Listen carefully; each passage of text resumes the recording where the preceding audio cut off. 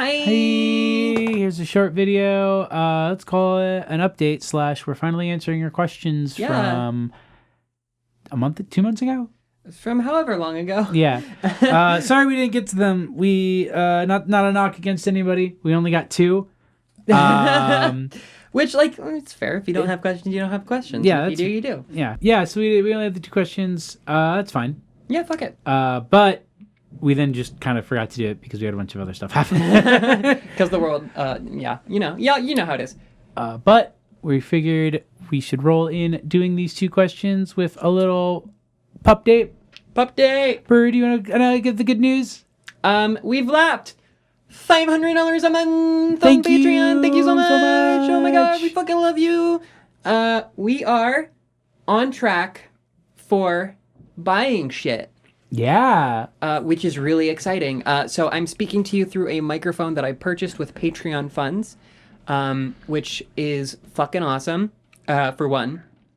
We're looking into mixers. We're looking into fucking compressors. We're looking into headphones and windscreens and all of the cool shit. Maybe sometime down the line, some sort of sound insulation. Yeah, because right now I'm sitting right next to a pipe That water goes through. That you might through. be hearing right now, actually. As we speak. Living in a house where I am downstairs, and thus when people walk over me, we have to stop talking. We could always record at my house. Yeah, well, we've recorded at your house before. Yeah. We could probably swing it. We could probably We could do it. We're figuring it out. We're getting our feet under us. We're hustling, we're moseying, and yeah. It's a really exciting time to be a film critter. A film YouTuber who makes $500 a month on Patreon. Yeah. It's an amazing amount of money. It's more than I honestly ever thought. But I don't know. Like when we started, I just thought like, we'll get $30 a month, and that'll help a little bit. Yeah, honestly, we got like way faster than I thought we would. Not to knock our loving fans or ourselves, just did not expect. It's very rare to see growth. Yeah. Of that kind that quickly. Yeah. But and to also update, I've used Patreon funds a few times to buy DVDs and stuff. From our last episode, Megan is Missing. Because I needed to have access to the special features for that movie.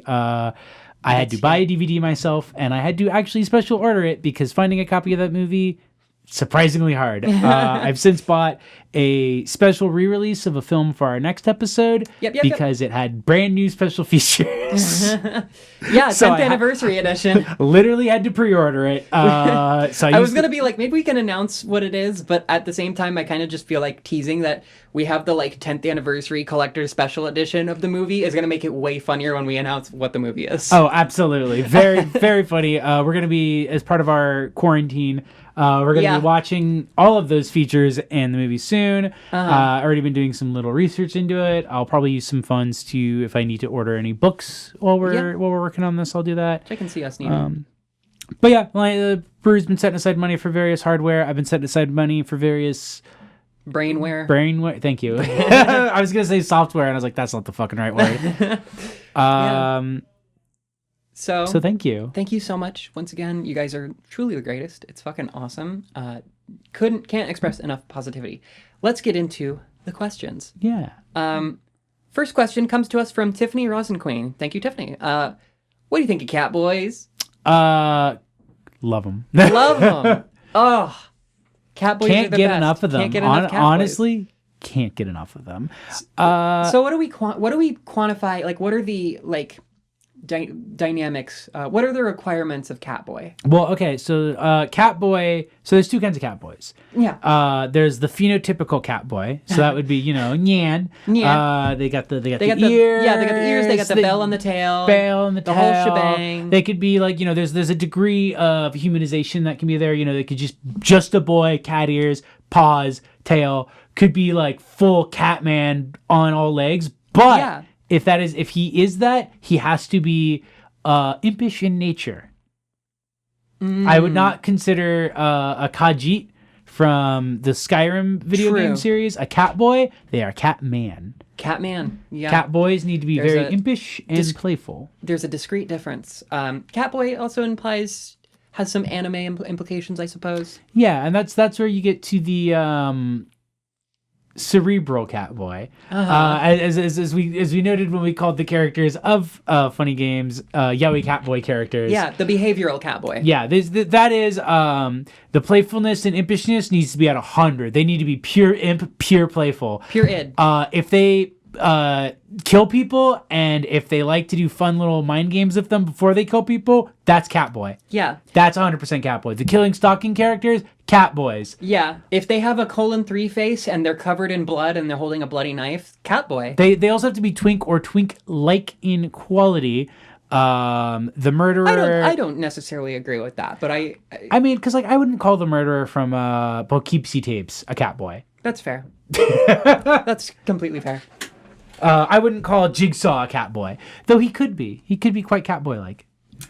I would call Adam from Saw 1, the young twink photographer chained to the pipe, a Catboy. Okay, he has some nyas. Yeah, he has some nyas. He's got a little playfulness to his step. He keeps his secrets. Yeah, so we're highly in support of Catboys. We believe in Catboy rights. Yeah, the right for me to beat the shit out of him. Jay's miming beating the shit out of Catboy in a loving way. In a loving way. Yeah, that's in a killing stalking way, to tie it back into the thing I said before. They just make you want to put him in a burlap sack and hit it with a club a couple times and throw it in the alleyway. Honestly, yeah. The thing is, a Catboy, like the primary thing about them is that you love them, but you want to remember the butler's plan in the Aristocats. That. So let me bounce. Drown them and take their money. Let me bounce a couple of things off of you here really quick. I just want your knee-jerk reaction as to like whether they fit the parameters of Catboy. Any of the characters in Cats? God, no. No, Mr. Mistopheles is like... Mr. Mistopheles is kind of Catboy. Yeah, he's like the closest. He's a little like... Yeah, a little... but ironically enough, no. Okay. Maybe phenotypically... Do we draw a distinction between stage play and movie? Oh, stage play. Because I think that makes a little bit of a difference. I think the stage play characters, you get a little bit more Catboy. That's fair. How about Nick Wilde from Zootopia? No, because fox boys are an entirely separate category. Breed. You're right. You're absolutely right. And he is a fox boy. Yeah. Both in that he's literally a fox and a boy, and also that he probably has an unlocked AD where he has sex with people at furry cons. That's true. Which is the fox boy stereotype. Yeah, just in case anyone's not caught up on furry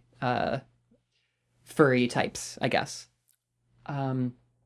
Well, that was all the characters that I came up with. The only two Catboys you could think of? I mean, off the top of my head. What are some anime characters? I don't watch anime. I don't fucking watch anime. Fuck anime. What are some... I would say... Okay, here's another one. Dale Cooper, not a Catboy, but can be rendered as a Catboy. Yeah. And that's like a further distinction, is that someone might not be a Catboy, but they can be Catboyified. All right, let me ask you another one. Yeah. Every character Mads Mikkelsen has ever played in his life. Oh, 100% Catboy. that pure Catboy. Pure Catboy. I feel like another quality that a lot of Catboys tend to have in common is that if trans masks can like project onto them, Catboy. That's, I won't say anything about that.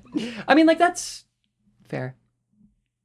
Yeah, we love Catboys. Like, that's not what defines a Catboy. Yeah, and that doesn't make a Catboy, but I feel like that is an aspect of the Catboy experience. Yeah, but I feel like that's very common with a lot of Catboys. No, actually, yeah, you're right. Fair. Okay. So we're pro Catboy here. Yeah. So moving on. Pro Catboy unions.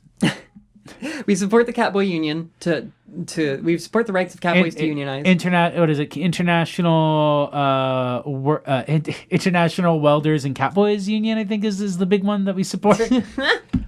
yeah, absolutely. I send them my dues every month. So Tony Roca, friend of the show, Tony. Hi, Tony. Hi, Tony. I feel like the aughts was a time period where every movie and show had 50 identical knockoffs. Did Funny Games have that, or was it spared? So yeah, we were talking about this a little bit before we started recording. Yeah. I think it was... I was gonna say, like, I think it was kind of spared because it was also sort of a flop. Like, it didn't. Yeah. It had it had its like revival and interest in like a specific crowd, but it's not like people were looking at Funny Games and being like, there it is, that's gonna be the next big thing. That's the cash cow. Yeah. So I would say that Funny Games kind of is the knockoff, because like part of what we talk about in the video is how it's kind of this response to things like The Strangers, all types of like home invasion movies, that are like really exploitative and really kind of just show like imperiled women and like families in peril and like all this stuff. So as kind of like this sort of political statement film, it functions more as like a reply guy to all those movies. But I would say like it occupies a certain sphere of like artistic filmmaking per se, where like people wouldn't, if any cues are taken from Funny Games, it's probably referred to more as like influence than just something being like a bargain bin knockoff or whatever. Yeah. Like it's not a film where you could maybe trace the genealogy of like, I don't know, something like Cabin in the Woods. Like something where somebody like a movie that thinks it's very cleverly talking about other movies. Right. But I don't think you could trace it in the same way. God, what would be like some other example? You can't trace it in the same way. Like, for example, there was like the hundreds and dozens of like cartoon movies that were kind of like ripping off. Roger Rabbit? Roger Rabbit kind of started it, but I think Rocky and Bullwinkle was really big. And I think that's kind of what started that trend. Yeah. And that's kind of the sort of commercial sphere where that kind of thing takes place, where things are kind of retrofitted onto old models like really, really haphazardly. Like, obviously the Sonic movie kind of harkens back to that shit, and that like just came out. Whereas like I don't think there's like a Bollywood version of Funny Games, even though I fucking wish. Yeah. I fucking wish. Or like Shaun of the Dead inspiring like the massive revival of like Zombie as like a comedy horror thing. Like Zombieland, and that being ripped off forever. Yeah. Yeah, like Zombieland wasn't a ripoff of Shaun of the Dead. It was like a response in a sense. Yeah. And there's like a bunch of movies like that. But Funny Games kind of stood on its own, and I think that's because it had a very specific audience, and I don't think that was an audience that people see dollar signs and creates a culture around it, or creates a like, oh, people like this, so they'll like this again. Yeah. I mean, evidently it's like sort of a cash cow situation because they made it fucking twice. Yeah. Yeah. Funny Games to rip off of Funny Games, 1998. No one gets to rip off Funny Games except Michael Haneke, okay? Michael Haneke, or however French people say it. Michel. Yeah. I don't know. I just don't think it's I don't think it made a big enough like dent in film as an industry. And like part of the people who are like doing the knockoff stuff like really just think of it as an industry. And you have to understand there are a lot of people who treat movies like stocks and like, oh, I lost a couple million on that one. Let's try again by funding this other like dud. Yeah, no, exactly. That's like, especially like, I feel like the main reason you saw it so heavily in that era too was because that was the era of Blockbuster and Hollywood Video. Oh yeah. And so that was like, and not just like, in the way that everybody always remembers of like, the Asylum movie ripoffs where they would do kind of like a ripoff of like the name of a movie to try to like confuse people. Right. But even just in terms of just like, oh, we can crank these movies out real quick. This thing's really trending right now. So like if people are at the Hollywood Video and they see like,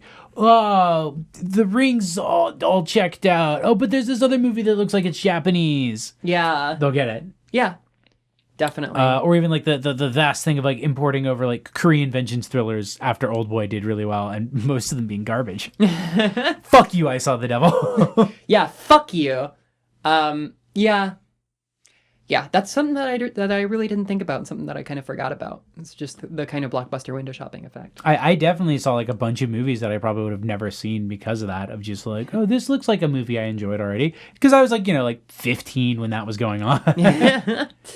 Yeah, Yeah, that definitely kind of shaped like a lot of my strong opinions about movies and just how a lot of the commercialization makes for really bad movies that aren't good and aren't enjoyable and are just a waste of your time and everyone's time, which is a shame because movies are beautiful. Yeah, and like not every movie has to be art, but No. it's so obvious how often in so many movies, even if how few movies, because like major commercial products don't have to not be a labor of love. Yeah, and I feel like the spirit of that has really gone out. Yeah. In last 3 decades. I'm sure it's always come and gone. What the fuck? Come and Melissa Joan Hart. But like, yeah, no, I think the around that Hollywood video thing was when you saw the real capitulation to the idea of just like churning out movies. Yeah. Movies as I think the way you put it is really good. Movies as stocks. Yeah. Yeah, the movies a stocks thing. I mean, like, we could get into a whole conversation about how, like, it's because of the 80s and because of Star Wars, in a sense, where, like, they just kind of, like... The 90s blockbuster formula. Yeah, in the 70s, it was really just a bunch of, like, punks, like, who had no idea what they were doing, and, like, America was just eating it up, which is really magical in its own right. So it's kind of a shame that it did become like a weird stock market thing, like a weird sort of, like the worry about ROI and all this shit. Thankfully, podcasts and YouTubes will never, never face that mass marketing. Yeah, so we're safe. We're safe from capitalism. Yeah, thank God. And thank you, God, for donating to our Patreon. Thank you so much. Oh my God. So yeah, those were questions. Those are questions. That's our update. Gonna have another one of these after the next full episode comes out. Yeah. So if you're, I forget which tier it is. 10, 5. Oh, it's on there. We'll look at it. It's on there. But we'll have you guys give us questions, etc., etc. And I think once we get the script done, we might even tease what our video is about. Yeah. And I think unlike the previous one, there's not going to be a secret second movie that we don't talk about.